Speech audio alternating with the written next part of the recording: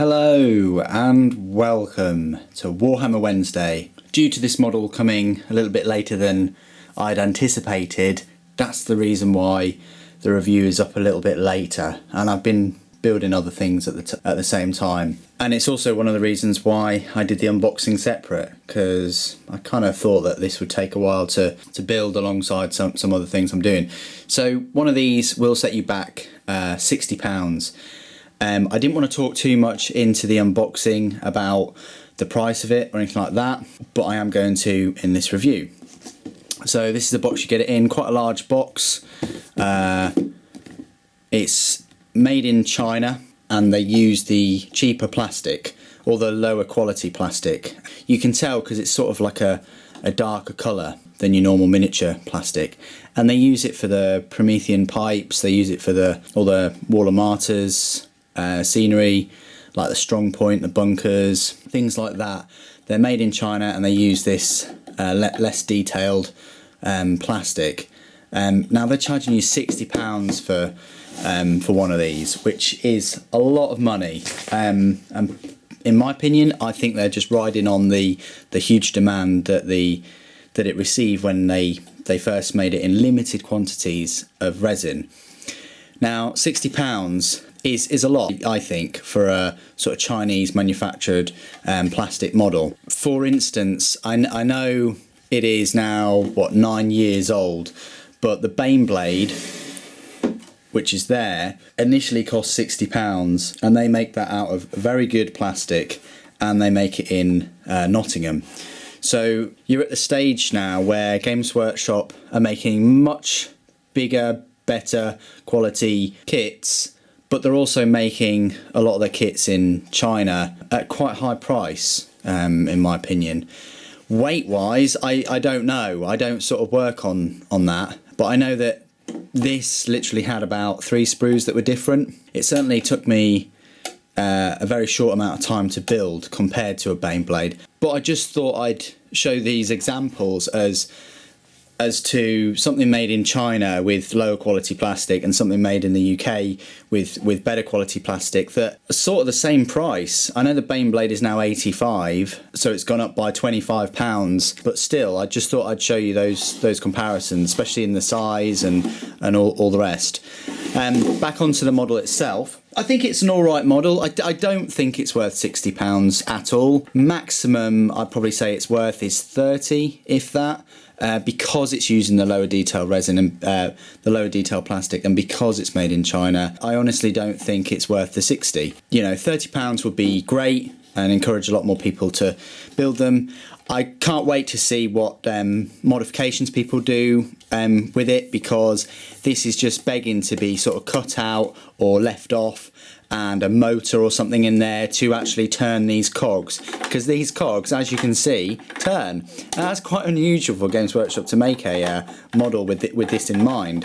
I was expecting these bits to turn. Maybe someone's gonna wire something up down through the actual plastic there and have them turning with bits of lightning stuck on but painted light blue, and have them turning and the cogs turning in harmony. That'd just be awesome, I think. Maybe put some lights and things around it. You know, it's got some potential there, if you can get past that sort of £60 entry fee, really. But Void Shield itself, it's not too bad. I think it looked pretty cool on any sort of battlefield, especially with some crates nearby, or you know, with a Promethean pipeline connected to it. I think that would look pretty cool. Rules wise, I had a few questions about this in the unboxing. I'm happy to talk about them as always. It's classed as an impassable building with an armour value of 13, and it costs 50 points.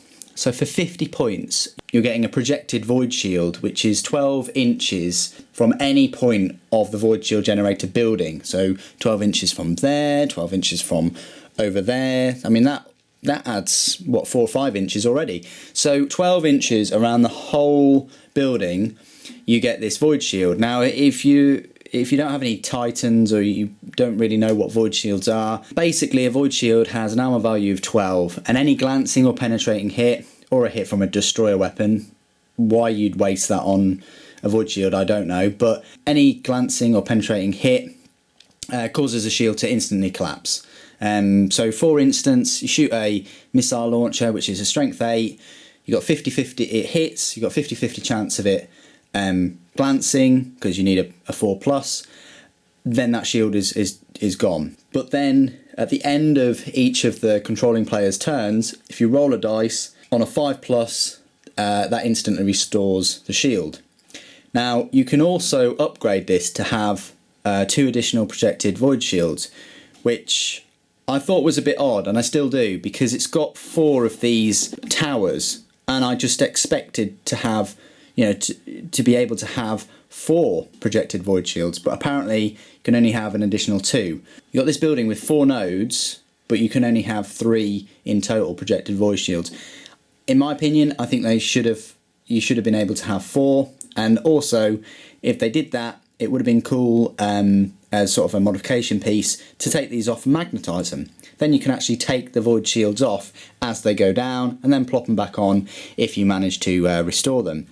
But hey, there must be a reason somewhere why it only has 3. But then again, maybe for essentially 125 points, it might be a bit overpowered to have 4 sort of wounds on anything you put inside it. And it says any hits outside of the void shield generator. So yes, you can be really cheesy and have 2 or 3 of these around your Warhound Titan, and there you go. You've then got, so then you could have 9 void shields for 300 points, so 11 in total. But then of course that's going to cost you, and it's going to be, over 1,000 points just for the 3 void shield generators and a Titan. But it is possible, you can do that if you so wish. Devastators as well, you can put your Space Marine Devastators within 12 inches anywhere. You don't even need to have them hidden behind the pylons or up on there, although it would look cool. You can just have them like just there, and it has to go through the void shield itself. So for 50 points you get this void shield that you can keep starting up again. Personally, if I was going to take one of these, I'd definitely upgrade it and have an extra 2, so it's 100 points base and you've got those 3, and the person will always have to get through them. So if the strength of your weapon is below 6, you're not even going to be able to get through the void shield to get at the unit or vehicle that's there. Which is bad news for sort of long range weaponry that is below 6.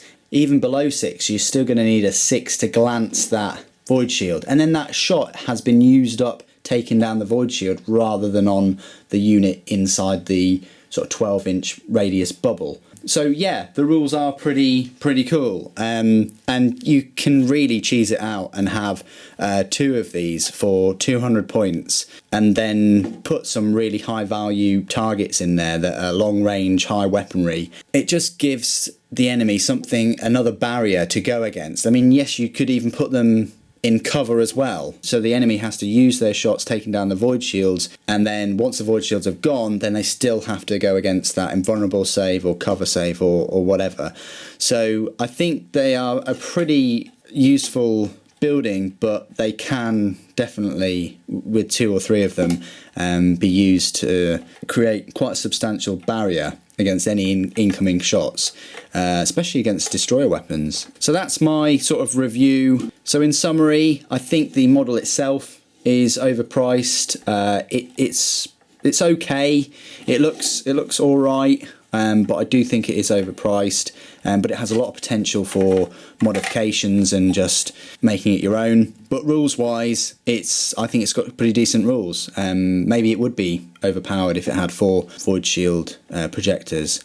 But still, I still think that it would look really cool in any, obviously, Mechanicus sort of army, and on the battlefield in sort of like a Manufactorum, sector, battlescape, something like that. And finally, I do like to give you my size comparisons. I've just got a little Space Marine here, and that's sort of like the size of it compared to him.